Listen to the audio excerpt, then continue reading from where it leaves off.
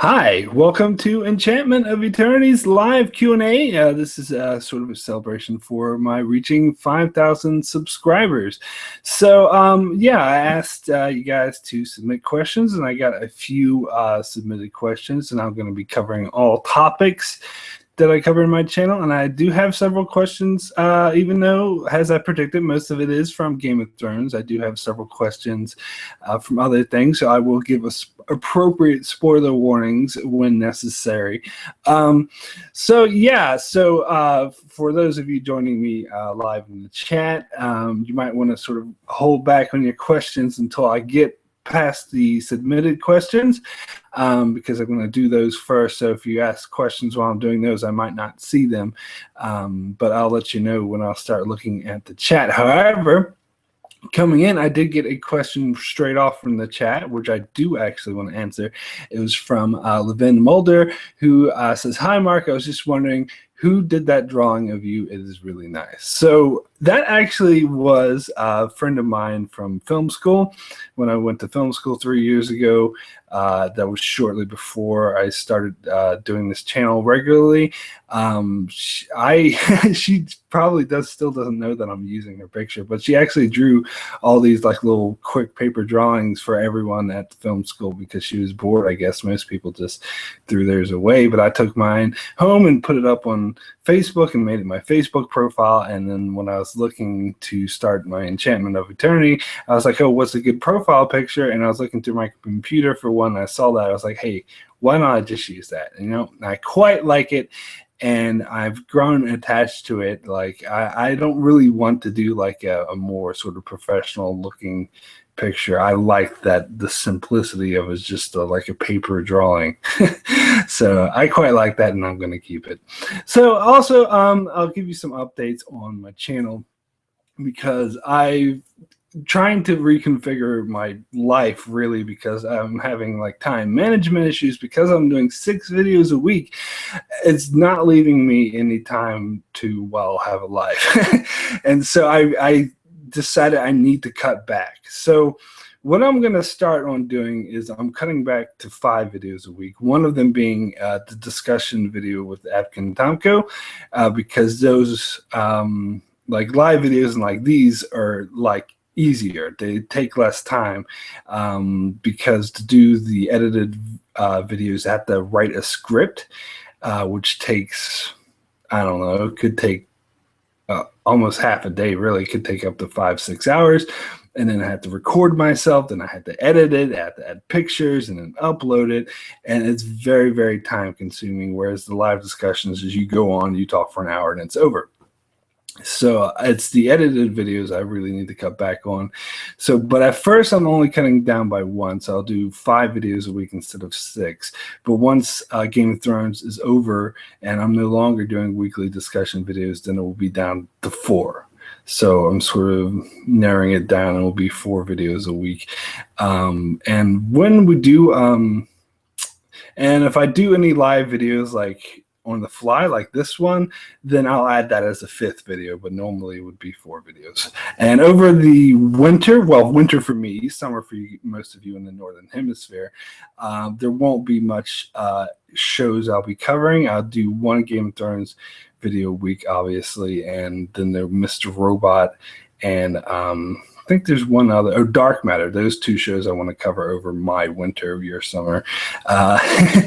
And so other than that, it'll just be those 3 videos a week plus an extra bonus one, which most likely will be Star Trek or whatever else I feel like covering. It's going to come an issue next year, because next year, between January and February and March, there's like 6 shows on I want to cover. So I don't know. I'll have to come to it when I get to it next year, because I'm not going to be able to. I don't want to do 7 videos a week. I might have to start doing bi-weekly reviews, because but I'll see. I'll come to that when I get to it. Maybe my situation will be a bit different then, but for this year, I'm cutting down to like 4 videos a week. Cool. Was Rangindo Diaz says, take all the time you need. Mark, 5 videos is way more than enough. Yeah, I agree. I agree. Cool. All right, so let me get to some of these submitted questions.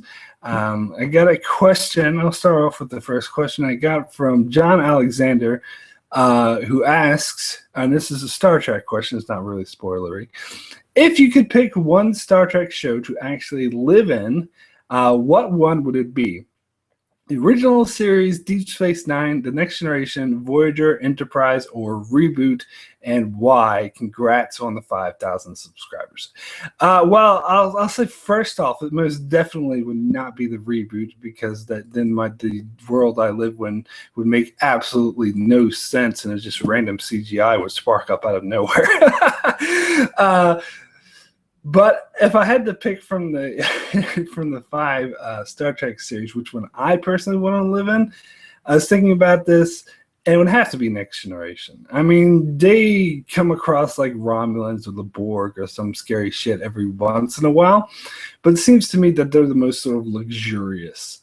Like Deep Space Nine, there's a lot. It's like there's a war happening with the Dominion, and there's a lot of like sketchy characters always trying to take over the station, so it didn't seem like it would be that pleasant to live in that times. And Voyager, I'd be trapped somewhere in the other side of the galaxy. Some people might have fun with that, but it's kind of, you get homesick.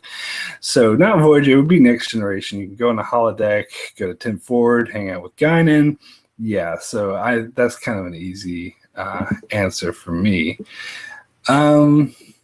Let's see. Amy Millard says, as long as we get Game of Thrones reviews, I'll be happy. Yeah, I'm going to continue to do one Game of Thrones video a week. Well, I'm doing 2 at the moment while it's on, but when it goes off air, I'll still continue to do 1 a week, because I know that's mostly what you guys want. So that will remain my staple of the show. Okay, so let me get to the next question. I got submitted from Marie Hill, who, of course, always asks multiple questions, but that's all good. So these are all Game of Thrones related. I think they might get a bit spoilery, so if that's not your thing, you might want to tune out. Okay, so question 1, what do you think is going down with King's Landing next week? Cersei obviously knows more than she is saying. Is she setting a trap for Mace and Olenna? Now, I talked about this a bit more in the discussion video I did with Apkin Tomka over on his channel a few days ago, and I actually very strongly disagree with the statement that you just made, that Cersei obviously knows more than she's letting on. I think people read too much into things sometimes.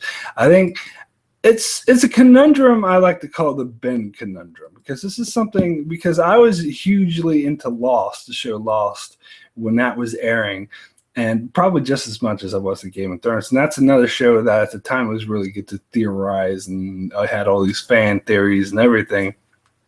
And if you watch the show, the villain, Ben, he was known as a master manipulator, liar.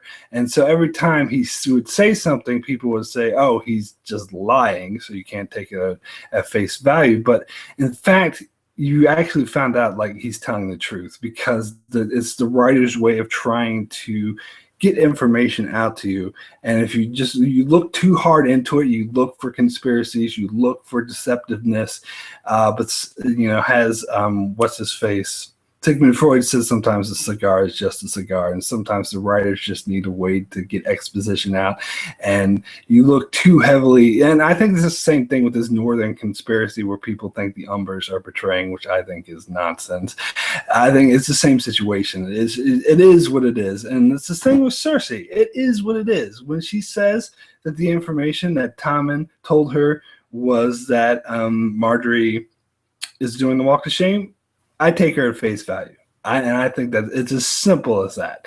And it's the other conundrum. This is combined with another conundrum of when like Stannis' death, or no, not death, he actually died. That's his death, because we didn't see it on screen. People assume that, it's not confirmed because we didn't see it. It's not confirmed, but it's confirmed. And especially by now, they said it like a billion times. People who still don't think he's dead, or God, yeah, but that's the thing. Sometimes you don't see things on screen has a storytelling method, has an editing method. Just because you don't see it on screen doesn't mean it's not confirmed. And it's the same thing with this Cersei with what Tommen said to Cersei. The reason why we didn't actually see Tommen say this to Cersei is because it was more dramatic editing for Cersei to reveal it rather than to see Tommen reveal it, which is something you see in a lot of TV shows. So don't read too much into that. I don't think Cersei's playing anything. I think everything is as it appears. But that's the thing. Okay. Let's see. Alrighty, let's move on to our next question. Let me just bring that up again. Another question from Marie Hill. Are D&D setting up Littlefinger's downfall this season or next season? I personally don't think he's going to downfall this season, judging by the interview with the actor, and I don't think he's going to downfall until the last season. I think he's going to be there at the end, and that's when he'll have his downfall. But that is just my thinking on it. Next question. Do you think the High Sparrow is sincere as the religious fanatic, or is someone else pulling his strings? No, I think he's sincere. And I showed we talked about this in my video about how Lancel is the gift that Littlefinger was referring to in season 5, where I brought up clips of D&D and Jonathan Pryce saying that the High Sparrow is actually who he appears, and that's what throws everyone off. They said this in like bonus features on the DVD, because everyone has an agenda, everyone has a secret hidden, and everything isn't what appears with them, with like people like Cersei, Lady Olenna, Tywin, all that, and that's what makes the High Sparrow different, is that he is what he appears, and that's what they said. That's not what I'm saying. That's what D&D said.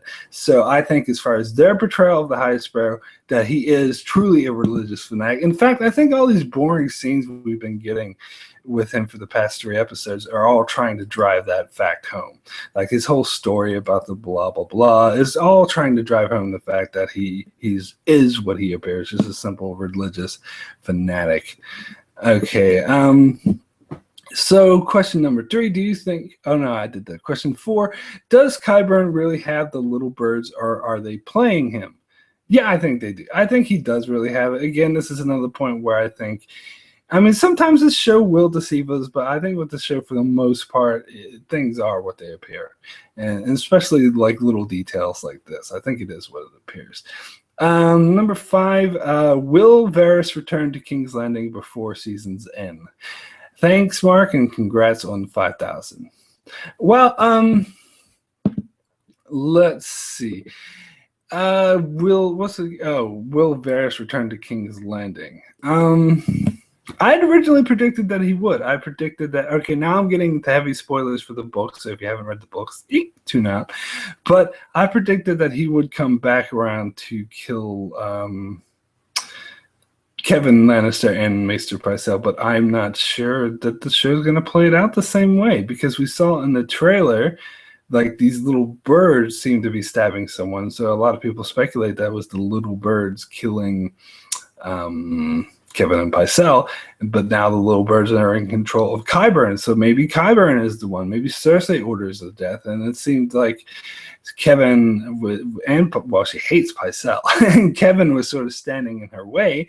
So that would kind of make sense. They might change it, and if they do that, then I don't know if we need Varys in King's Landing. But on the other hand, there's already been leaked scenes of Varys leaving Meereen. So if he's leaving Meereen, where else would he be going other than King's Landing? Or maybe he's going to Volantis or something like that to try to set the groundwork for Dany or manipulate the Masters. So I don't know. At this point, that's my ultimate answer to that question. I'm open. I'm game for anything. My original prediction is that he would, but now I'm like 50% yes, 50% no. We'll just have to see where it goes. Yes, Renjinder Dio agrees. Some people read too much into things. Yeah. Oh, and also says, I think that Pycelle and Kevin will have different deaths, is what Renjinder Dio says. And I don't think so. I think they are going to die the same in the book, but we'll see. You could be right. Yeah, but we'll see. Oh, yeah. He replied in the chat to Timo saying, I know, right? Could be. Could be. All right, so let's see. Timo asks, isn't Varys a fugitive or something from King's Landing? He can't just waltz right back in. Well, he was also a fugitive in the books, and he did waltz right back in the books because he's able to hide in the shadows. You know, he can't just waltz right back in, but he's good at hiding in the shadows, and he could do the same thing in the show that he did in the book, so he could sneak his way back in.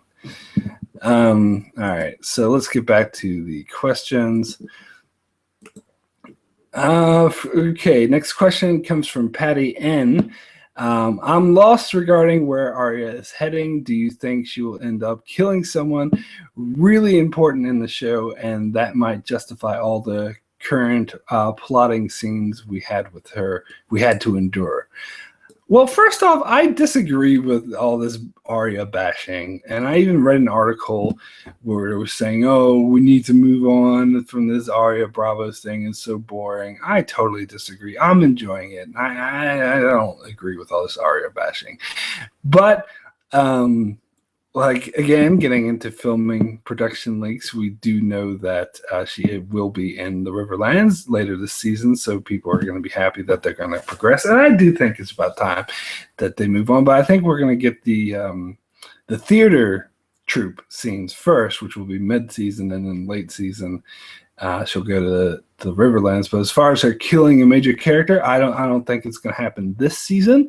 But the fact that they keep bringing up her list and that they shortened it to the only important names left, Cersei, Gregor Clegane, and Walder Frey, I think there's a reason why those three names remain while the others just conveniently disappeared, because she's going to kill them. Maybe not all three of them, but she's definitely going to kill one of them, maybe even two of them, possibly all three. But I think there's a reason why the show keeps reminding us that those names are on her list.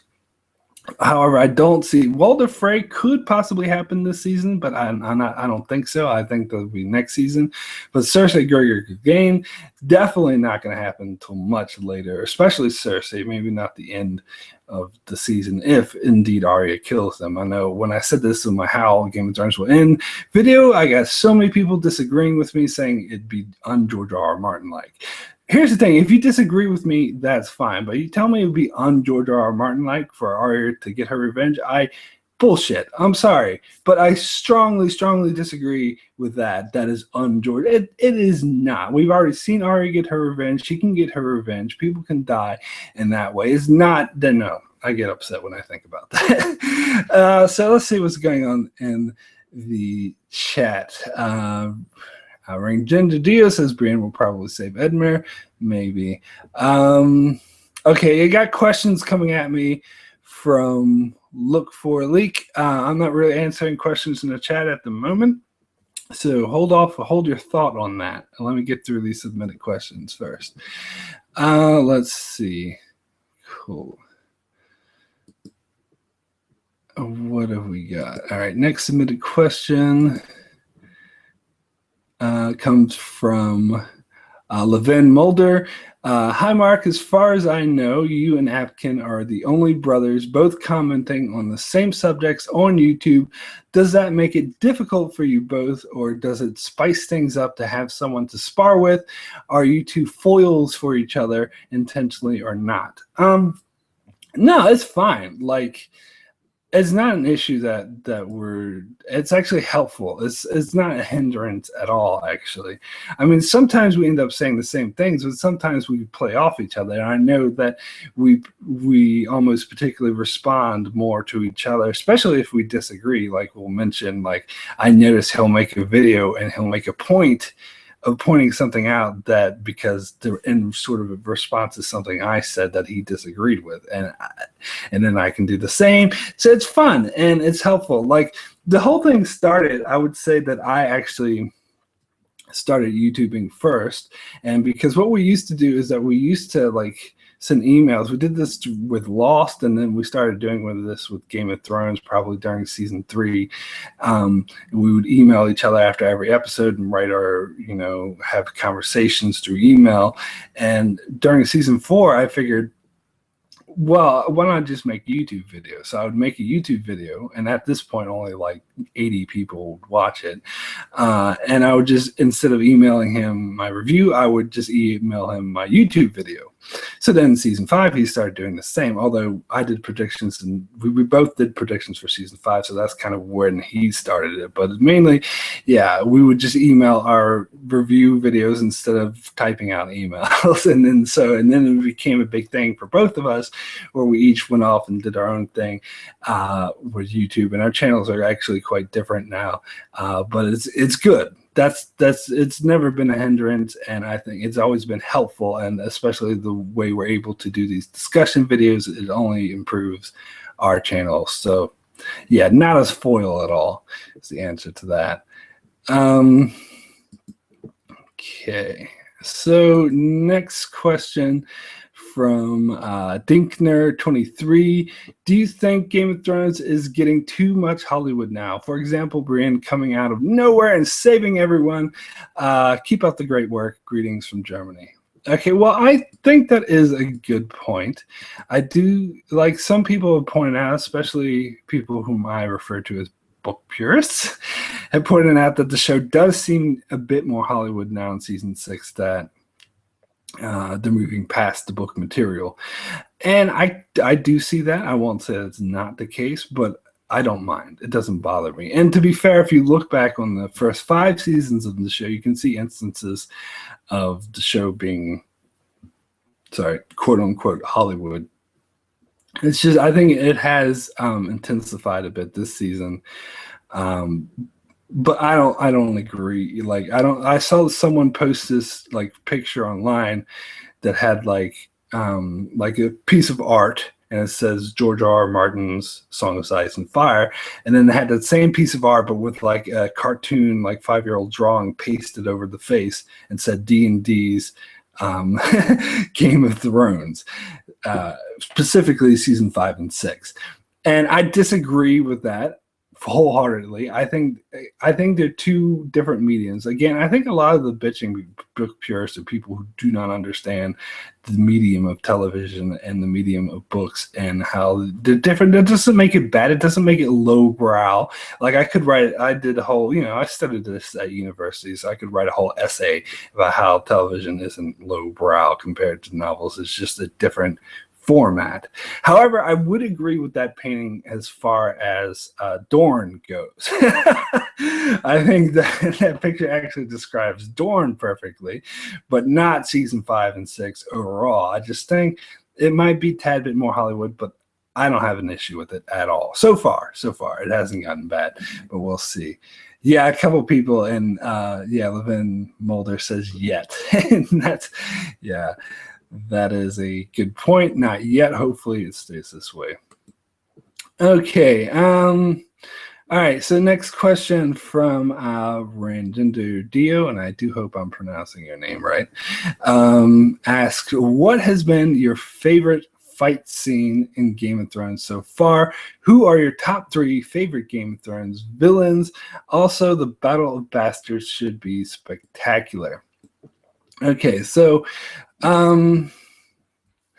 let's see. What has been my favorite fight scene in Game of Thrones so far? I haven't given this any thought, actually. That's a hard one. I mean, are you talking about like a specific fight scene and not like an overall battle? So if I say Blackwater, that's kind of a cop-out answer. I have to pick a specific fight scene. I don't know. That's hard to do. There's a lot of good ones. Like the Oberyn, like the go-to one would be the Oberyn Mountain one, which was really good. Of course the Arthur Dayne one, everyone's talking about that. But to me, what makes a fight scene good isn't like the choreography or the fighting, because I'm not really an action guy. Fighting, it really isn't my thing. It's the weight and the story that comes behind it. So for that, I would probably have to actually say Jon Snow versus Magnar Thin and the Watchers on the Wall episode of season 4, because that had a lot of sort of weight behind it. He was the leader of the opposing army, and Jon Snow was the leader of and they face to face, and this is badass. It was a big challenge for Jon, and it was just a lot weighing on him. So I would have to say that one. Even though like if you do something like the Tower of Joy, was a lot more choreographed, or in the Oberyn Mountain was as well. But I kind of, I'm not into, I don't really care much about choreography. I like the simplicity, the brutality of the way of Jon smashing the hammer in that guy's that's head. Yeah. So I think I'd always have to go with that one. Yeah, someone else talks about Brienne versus the Hound, but I actually, most of you probably haven't seen my season 4. I haven't been watching my channel that long. I have very few people who watch my season 4 reviews, but I was very anti Brienne versus the Hound. I hated that scene.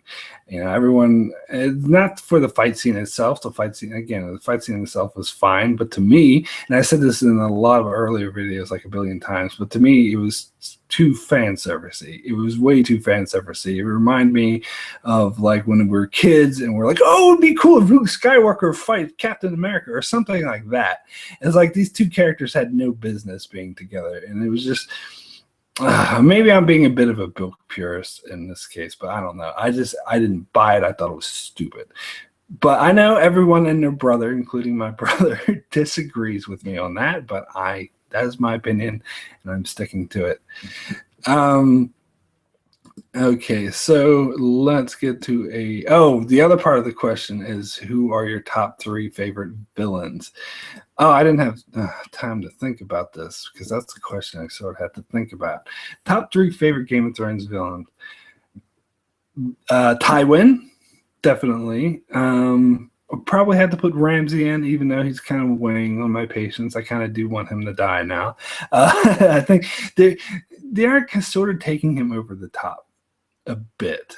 I actually liked Ramsay better in season 3 and 4. I'm starting to think that they're getting a bit too carried away with him.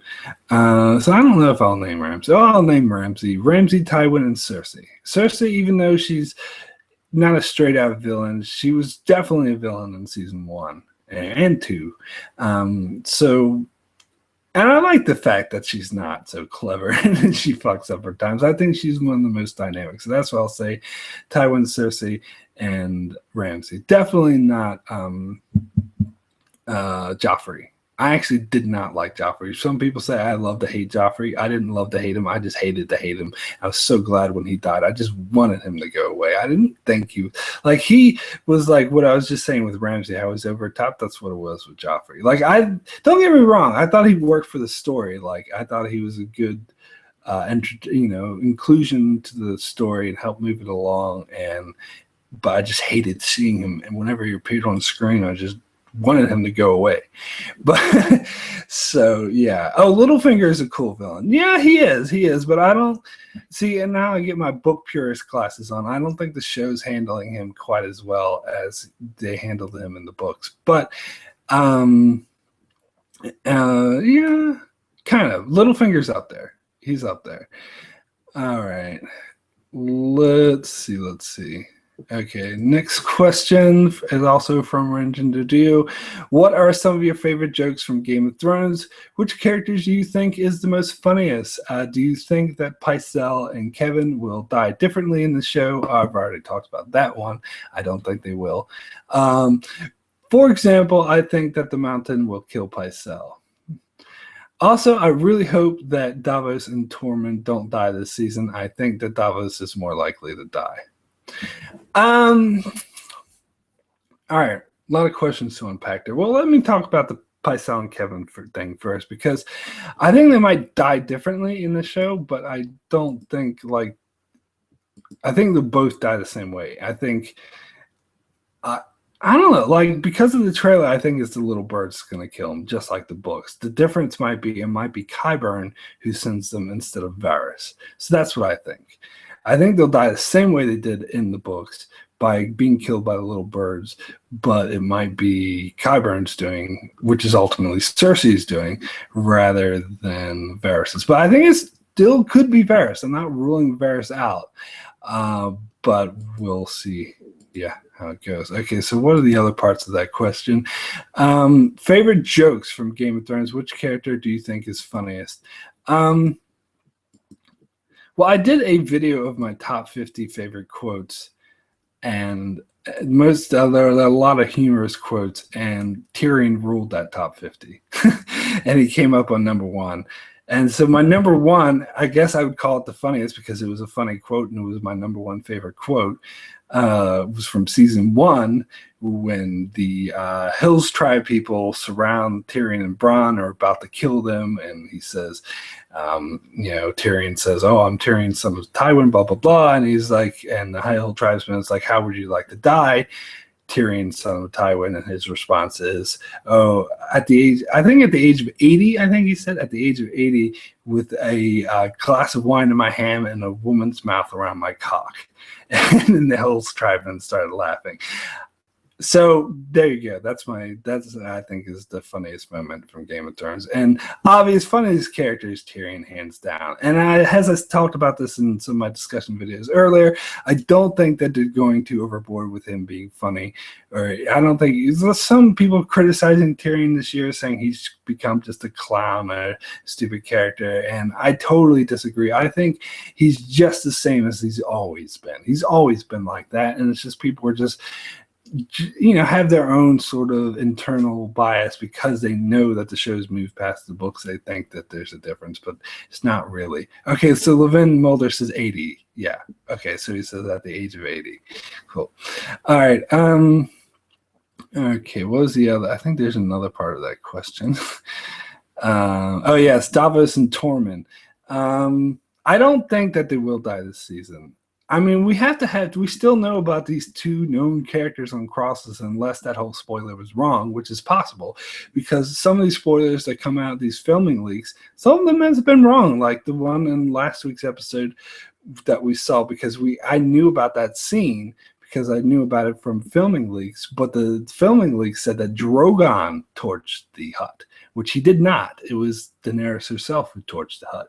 So these filming leaks are 100% infallible, so it's possible that those two known characters that Ramsay burns on crosses might be false. Maybe it's not two known characters. Maybe it's two unknown characters. Maybe it's one known character. Maybe we haven't known them for very long. Maybe they were introduced this season.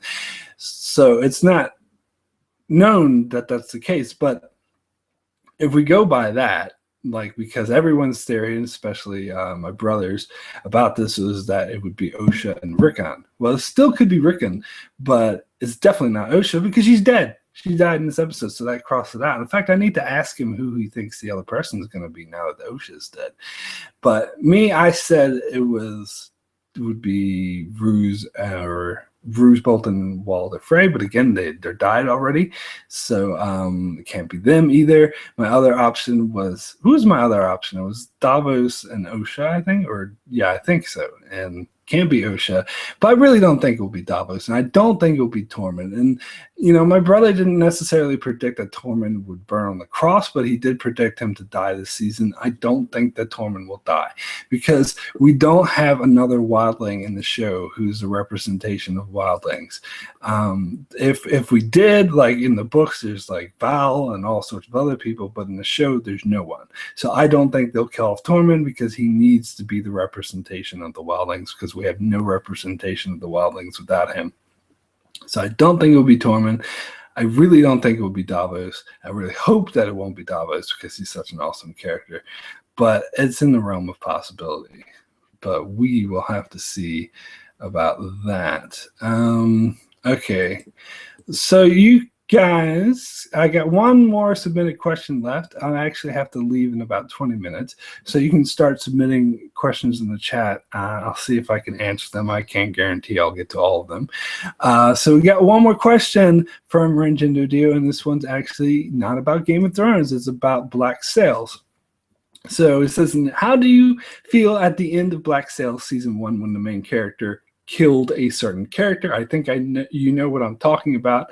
I don't want to say it because I'm pretty sure that people who watch your channel don't really watch Black Sails.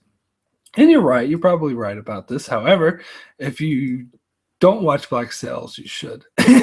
You totally should check out Black Sails, and even if you're not willing to commit to a whole show, just check out my quick review. that it's a 6-minute or 8-minute video. I talk about Black Sails. Maybe I can talk you into watching it. It's not as good as Game of Thrones, but it is a really good quality show. The first season was kind of meh. It wasn't horrible. It was meh. But the second season was fucking amazing. It just blew me away. And the third season was really great too.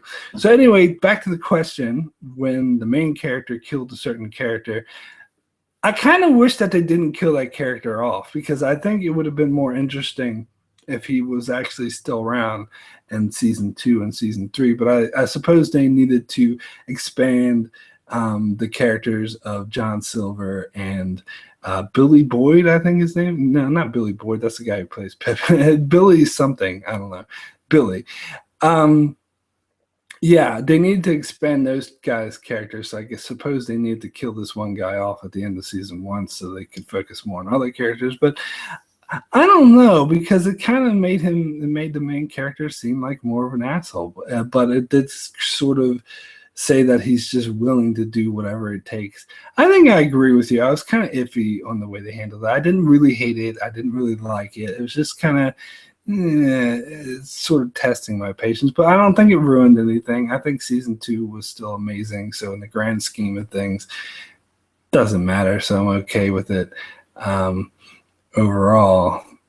So yeah, in the chat, Lamont says, yeah, Black Sails is even better than the Vikings, I found. I actually agree. And I think I get a lot of hate for that. I think a lot of people would disagree and find it the other way around. I think the Vikings is better, but I think it's close. I wouldn't say it's like way better, but it's close. They're both great shows.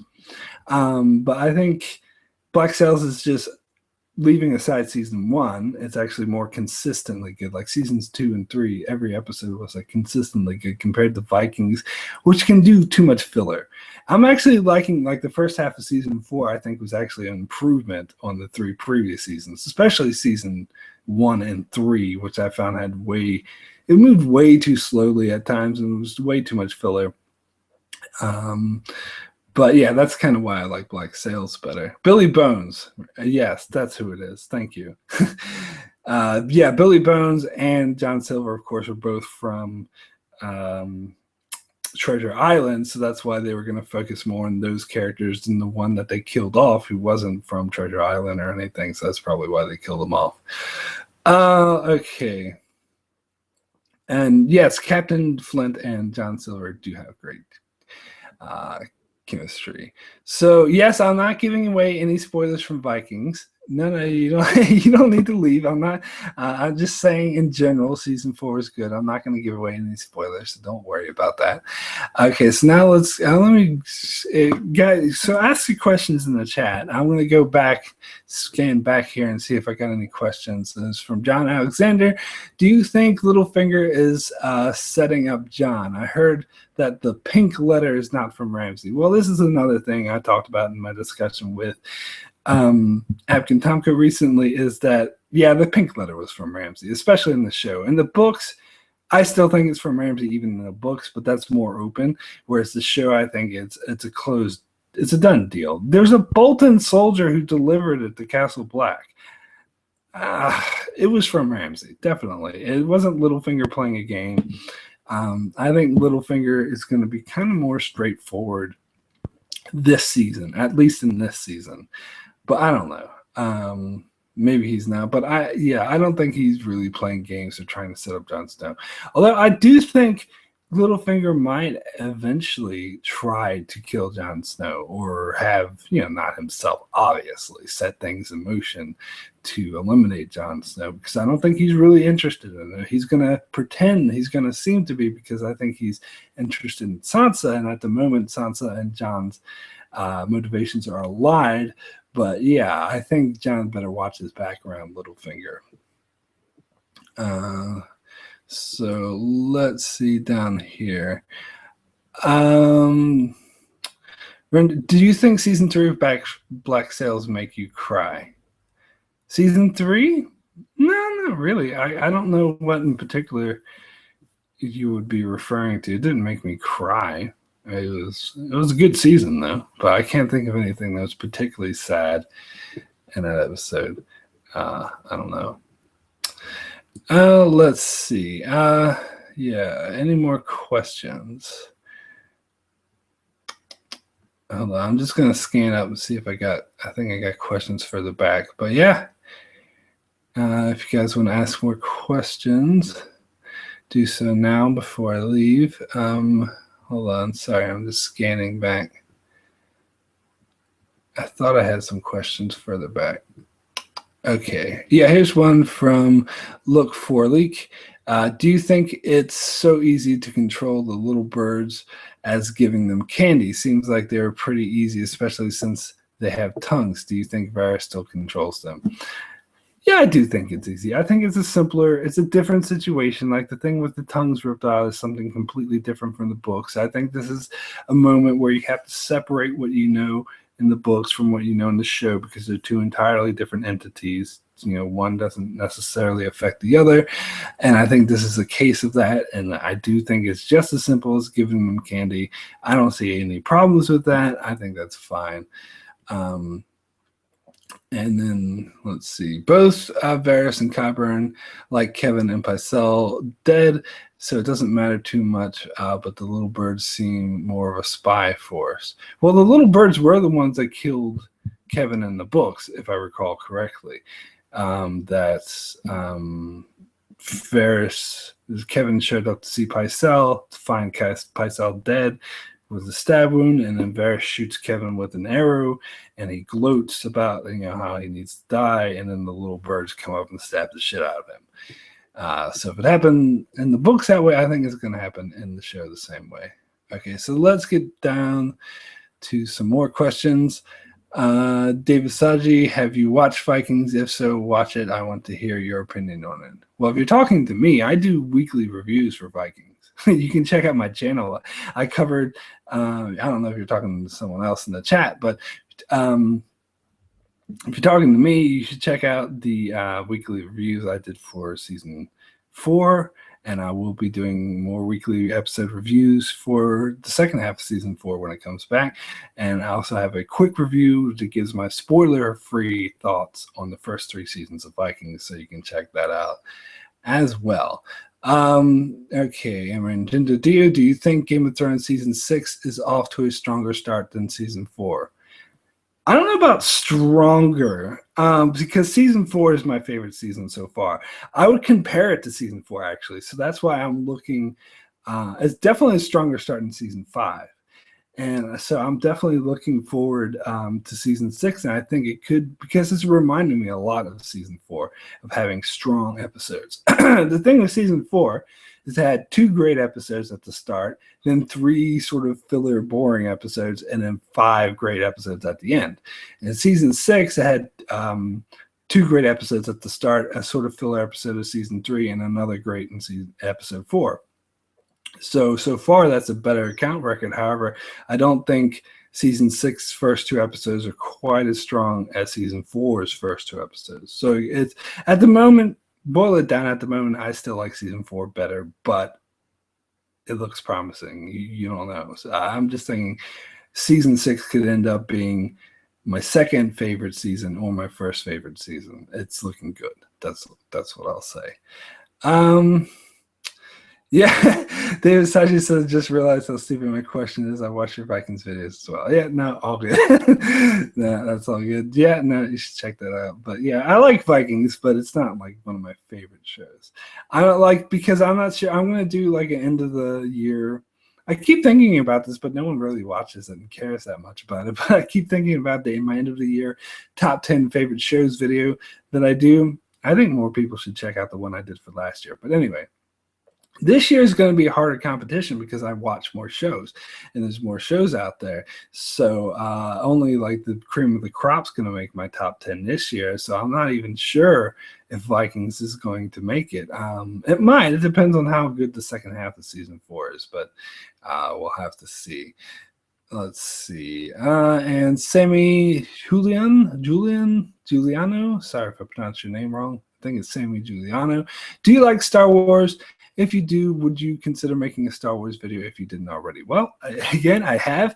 I've done a review for The Force Awakens when that came out, and I did a video about where I do the original trilogy versus the prequels, and my conclusion, it was like a thesis in my thesis, or like an essay in my thesis, was that, well, yes, the original trilogy is better than the prequels, no doubt, but I think people exaggerate how bad the prequels are and exaggerate how good the originals are, and the difference between them isn't as great as many people make it out to be, and because they're affected by nostalgia, because nostalgia affects or makes them think the originals are better than they actually are, and it makes them think that anything new is worse than it actually is. That was so I did that video, and then I did a Force Awakens video. I'm not sure if I'll do much more Star Wars videos. I don't really have much to say. Like, I'm not into speculating about Rogue One or Episode 8. I don't know. I like to speculate when it comes to Game of Thrones, but with Star Wars, I don't know. I just have the attitude, I'll just wait and see. Like, I almost don't even watch the trailers, really. I love Star Wars, but and I'm definitely not. All these Star Wars theory videos, I think, were really dumb, and I just hate them. So I definitely wouldn't do anything about that. But I don't know. I could do more sort of analysis type videos about Star Wars later, but it's, not really my thing. Ooh, a lot of questions in the chat. Okay, I might not be able to get to all of them now, but we'll see. I'll try. Okay, so John Alexander, are you okay with the change in Daenerys not being able to be burned without blood magic? Well, we don't know that's the case. Because, I mean, it depends on how you look at it. Some people can say it's a change from the books. I'm not sure. It depends on what you mean, because there was a bunch of cows there, and they're kings, so that's king's blood, so you could say it's blood magic. But anyway, ultimately, I'm okay with it. I don't care. It doesn't bother me. I don't mind. Like, I talked about this in my discussion video with Adam Tomko earlier, about how when I made my prediction video about her and I said Daenerys was going to walk out the fire unshaved, I got 3 people immediately within the first hour arguing with me, saying I'm wrong, blah, blah, blah. She can't, she's not fireproof. And I was just like, guys, I'm not even making these predictions. I'm going off of the filming leaks, and it turns out the filming leaks were 100% right. And I don't have an issue with it. I don't think that this means that all Targaryens are fireproof in the show. I think it means that Daenerys is special, and that the books want to go a different route, where George R. R. Martin's quote that the thing, Birth of Dragons, was a one-time thing. That's fine, too. I'm okay with it either way. It doesn't bother me. I don't think this means that Daenerys is 100% fireproof, even in the show. I think it has to be a special circumstance. I think even if there was no blood magic involved, I think this was a special circumstance, that she sort of had this sort of magic ability that she can call upon, which she talked a bit about in season 2. She's like, well, what of my magic? And she called upon her magic in season 2 to kill the warlocks with the dragons. So I think this is something along those lines. It's Daenerys. She's special. She has some sort of abilities, at least in the show, and I'm fine with that. That is all good. Okay. Let's see here.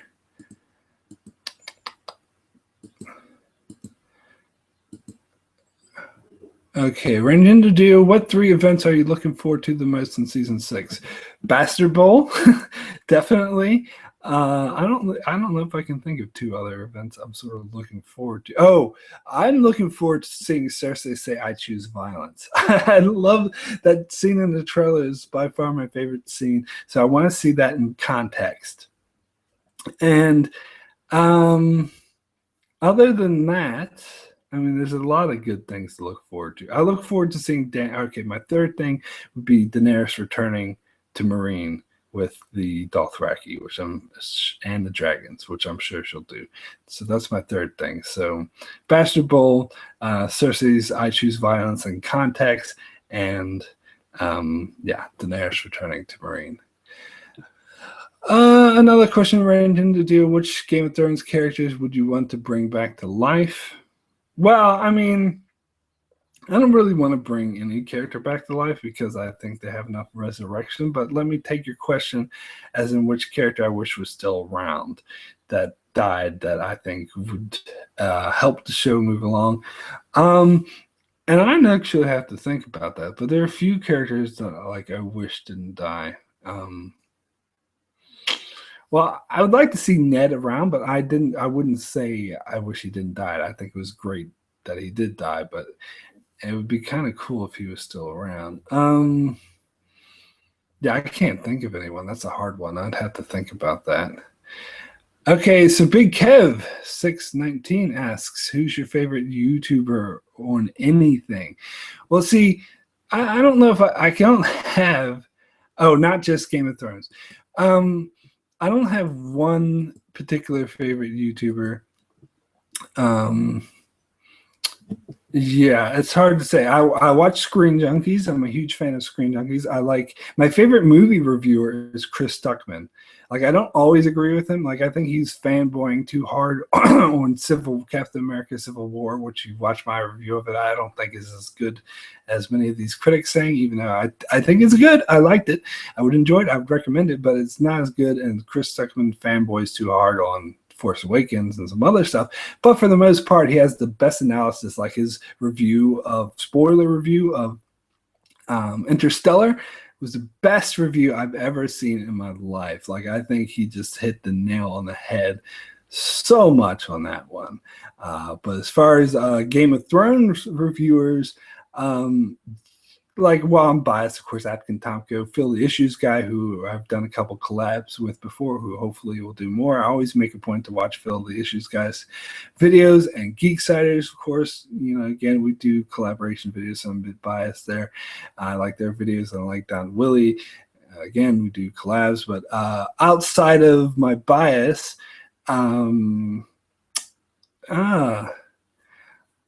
best Game of Thrones. I'm starting to get into Because Geek, actually. And Game of Thrones Academy, GO2 Academy. Gotta love those guys. I don't even watch Emergency Awesome anymore. I might even unsubscribe. I'm getting a bit tired of him.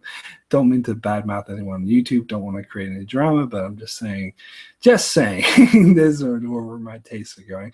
But yeah, mainly, and I watch Tony Teflon and Preston Jacobs, even though I think he gets a bit. I disagree with some. He's funny. His videos are funny, but I disagree with some of his nitpicks. I would actually argue with some of the nitpicks that he makes, but I like him. I like Preston Jacobs, although not his theory videos. Like, it's fine if you like him, but I personally they're just way too out there for me. I really like his analysis of older episodes. Okay, so sorry, rambling. Let me move on. All right. So I might actually have a cease for the questions now because I'm going to have to leave in a few minutes. So I might try to just get through some of the questions that are already here. I might not be able to get through them all because I am on a timetable. I do have to go, unfortunately, but let me try to answer a few things. In your opinion, what Game of Thrones character and Lost character are most similar? Oh, God, that is a good question. That's something I would have to think really hard about. Off the top of my head, I would say Benjamin Linus and Littlefinger. I think they're both sort of manipulative schemers. So at the very top of my head, that's what I come up with. Cool. Can you include Jon Snow if you make a top 10 Game of Thrones death list? Yeah, I suppose you can, because he did die. It's not like he didn't die. Just because he was brought back to life didn't mean he didn't die. Okay. Let me scan down a bit. Let's see here. Okay, Chester Whitehurst. Do you think the Children of the Forest are good or evil? I think they're good. I talked about this in my opinion of Game of Thrones popular theories. I'm totally against the theory that the Blood Raven and the Children of the Forest are evil and the White Walkers are good. Or even if they're evil and the White Walkers are evil. No. I think they are what they appear. That's just me. Let's see here. Okay, let me get down to business.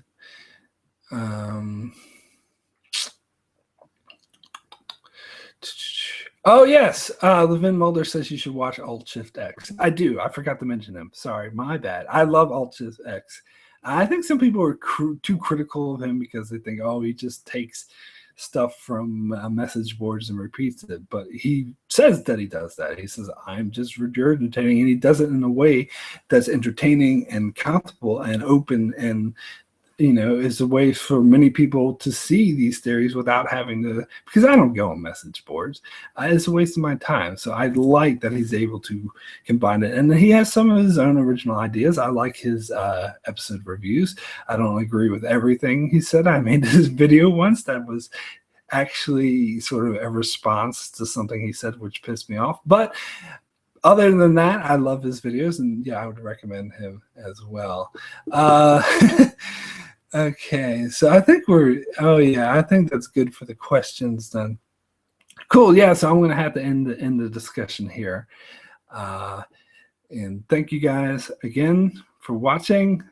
Thanks for submitting your questions. Thank you for subscribing. I got 5,000 subscribers. Never thought I'd make it, although hopefully, who knows, 10,000.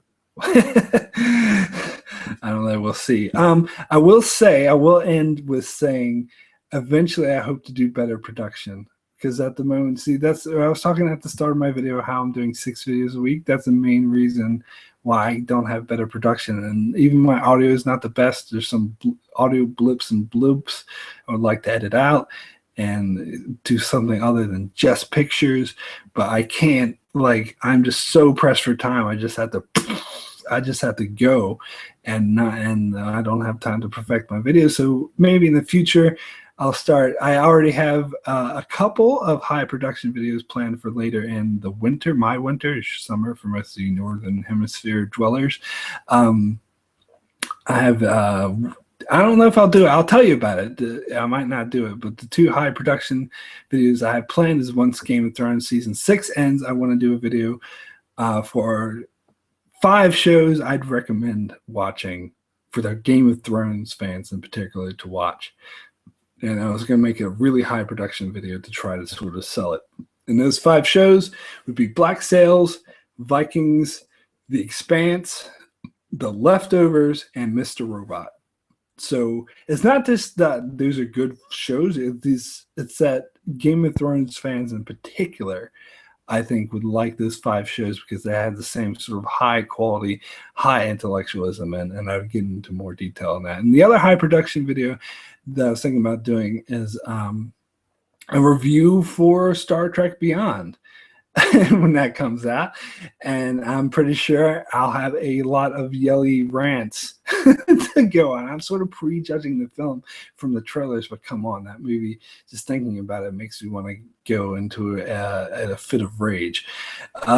So I might do I was thinking of having a friend of mine I have some friends who do animation. I was going to maybe see if I could pay them to do some sort of animation for that video. And the one animation I had in mind was of these business executive pissing on Gene Roddenberry's grave.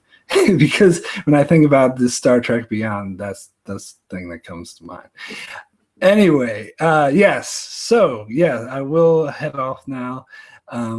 Leftovers season 3. Oh, no, Leftovers is my 3rd favorite. Oh, yes, it's Dude Chronic. Yeah, Leftovers is really great. All right, guys. Well, thanks a lot for joining. And I'll see you guys later. Oh, yes, one more announcement. Sorry, before I go. I am a bit late on my Fear the Walking Dead review this week. I just got too caught up in other things. I'm working on it at the moment, and we'll try to have it done by tonight for me tonight, which might be tomorrow morning for you guys, depending where you are. But we'll try to have it done by then. Okay, guys. Thanks a lot. Thanks for turning up. I'll see you guys later.